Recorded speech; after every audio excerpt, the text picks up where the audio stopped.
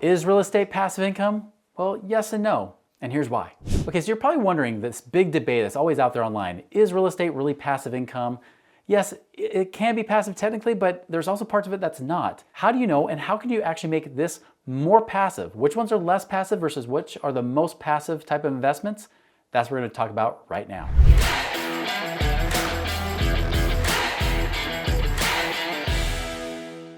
Okay, so let's talk about real estate investing in general. Now, if you talk to an accountant and you say, is real estate considered passive income? They'll go and they'll put their little glasses up, push their glasses up their nose. They'll say, well, actually, yes, it is passive income. The IRS has declared that real estate income is passive income. You'll hear that from them out of their mouth. So technically, from a tax standpoint, it's considered passive. However, our standpoint is, does that mean we can be hands-off? We don't have to do anything. And the answer is, for the most part, no. It is very hands-on. And now, it may not be as hands-on as like working a job. It may not be as hands-on as having a business. But real estate, depending on what kind of real estate you're doing, can be very active or it can be more passive. So for example, if you're an active real estate investor, this would mean that, for example, you're buying rental properties and you're the property manager. Maybe you're going and you have a real estate business. Maybe you're a wholesaler. Maybe you're flipping real estate properties. Very, very active. There's nothing in your life that is passive about it. And even the ones that say, hey, I have a wholesaling company, I have people working for me, still, I will tell you from their own experience, even when they're off camera, they will tell you it's very active. Even if they have people in place, they'll tell you, well, yes, but I still have to manage the team, I still have meetings. No, I'm not working 40 hours a week in that business, but it's still there's a very active management aspect to it. Is that bad? No, of course not. In fact, some of the best returns you can make in real estate is by being the active investor. It's the person that actually is out there doing the stuff, right? It's the person actually going and buying the properties, the person actually out there, going and dialing for dollars, as they might say, right? When it comes to wholesaling and whatnot, where you're trying to find those kind of transactions where you can literally have little to no money out of pocket into those deals. Now, if you're doing fix and flip, right, where you buy a property, you renovate it and then sell it, now you might be able to borrow money from other people to where you don't have to have your own money, but it does require a lot of capital. It might require some time. It requires connections.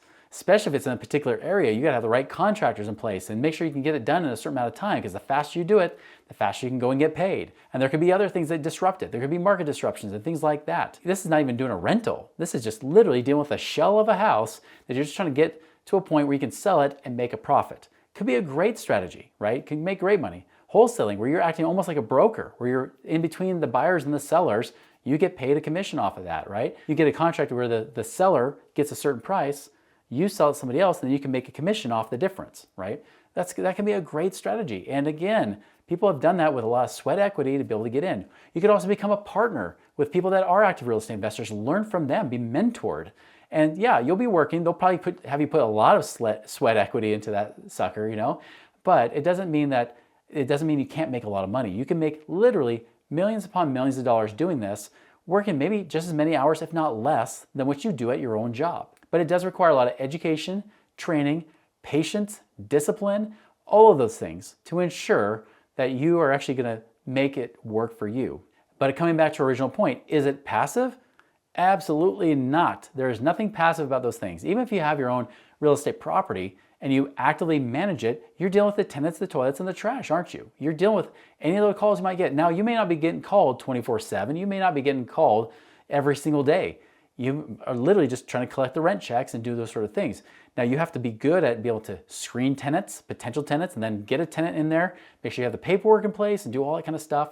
But it's still very active. I would say at best it's semi-active, semi-passive, but it's still a very active thing you do. Can you make good money? Absolutely yes. Now, I started out this way. Like when I was in my 20s, when I was able to retire the first time I was 28, I remember taking my starter home, I sold it to an investor, leased it back from the investor, subleased it to a tenant so I can make rent off that while I'm paying the rent to the new owner, stripped out all the equity so I can invest that money and do other things with it. I was able to do that kind of creative strategy with it. But I'll tell you, as a landlord, I sucked. I was horrible. If they ever gave me any kind of sob story about why they weren't on time with rent, I would buy it. I would give them warnings, but I wouldn't implement anything. I wouldn't do anything. It finally got to the point where we're in the depths of the recession. They had been doing this on and off for over a year. I finally just said, you know what? You haven't paid me in a couple months. I've got to evict you. What happens? They trash the place. One, I mean, they had, I don't know why, pizza like on the carpet, boxes of pizza with pizzas, frozen on the carpet because the heat wasn't on anymore, the electricity wasn't paid. I go and I look and there's holes in the walls, they kicked in holes. I mean, they actually had dog feces everywhere. And by the way, there was a no dog rule, a no pet rule on that place, but they had a dog. In fact, the only thing that wasn't falling apart in that house was the dog house they built in the backyard. It took us forever to break down.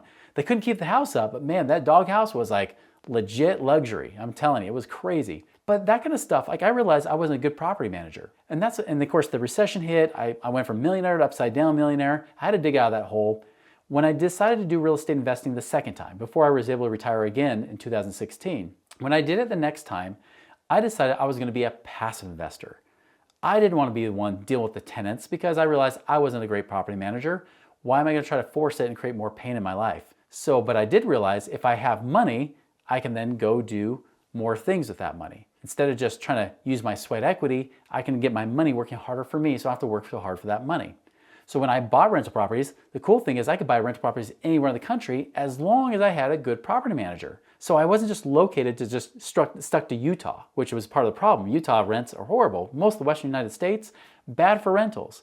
But if I go out to the Southeast or the Midwest, I can make a way better return on my money because there's more profit. There's lower prices, better profit on that rent. So I would do that instead, and I would get a property manager to deal with all those headaches. They would fund the tenants. I don't even know the tenants' names. Yeah, I can go look up the lease agreement for you if I go on my computer really quick, but I don't even know their names because I'm not dealing with them on a month-to-month or whatever basis. I just know that I get paid. Occasionally, though, I will say this.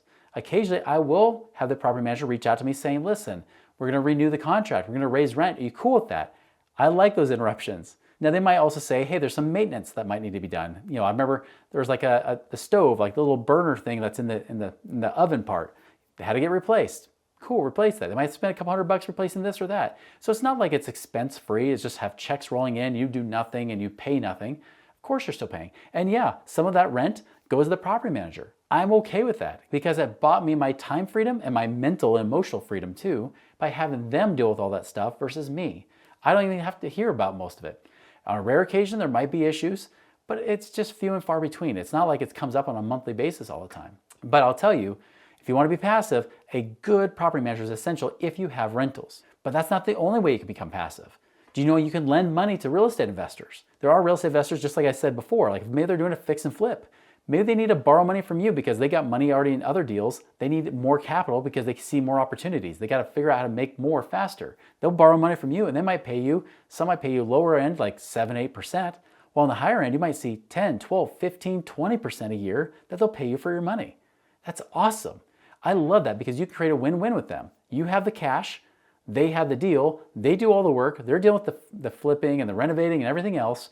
You're just the one that lends them the money, and what's even better is that if they don't pay you back, you own the property. Just like the bank can do with you if you have a mortgage. If you don't pay the bank, guess what happens? They take the property from you. They foreclose on you. You can do the same thing if you're lending your money to other investors. But that's not all. Guys, you can actually do things like syndications where you pool your money with other investors to go tackle bigger projects that you could never buy on your own, like apartment buildings. It could be like warehouses and industrial buildings like Amazon buildings and whatnot. It could be things like self-storage units. I mean, there's car wash businesses. There's so many things you can invest in. Again, being a passive, hands-off investor where you let your money do the work. The other investors, of course, the real estate investors are doing the work for you, but you're just getting your money to pay you. I will say this as a warning though. You gotta still do upfront work. You still gotta make sure you find good quality people. You gotta make sure that the deal they're doing is lower risk so that you don't lose that money. You can't just throw money because they promise you a high return. Just because they promise you high returns doesn't mean you'll get paid high returns. You wanna make sure you're screening them out, finding the best people. This is why I've spent literally the last 15 plus years, really almost 20 years now, developing my own network of people and people I can trust and investors and so forth. A lot of our clients will even borrow some of my network to say, hey, who do you use for blank, for this kind of investment or this kind of investment? That's the kind of thing that you can actually do yourself, or you can borrow somebody else's network that's kind of screened and gone through that process. But just be aware that for you, the active part is upfront, finding the right people and the right deals, And then secondly, get your money to work for you. Yes, you can be a passive real estate investor, but it's when your money does the talking. The money does the work, not you. You can do either. You can choose either, and both are great. But remember, the passive income, it's more than just a little tax terminology that the IRS put on there for rental income. No, passive income can actually be hands-off.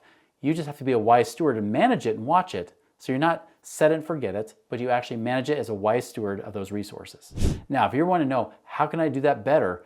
I'd recommend this. Go to moneyripples.com. There's a passive income calculator, because if you have money you could be using to create passive income, go fill that out. You'll actually see how much passive income is actually possible in your specific financial situation right now. So go do that today.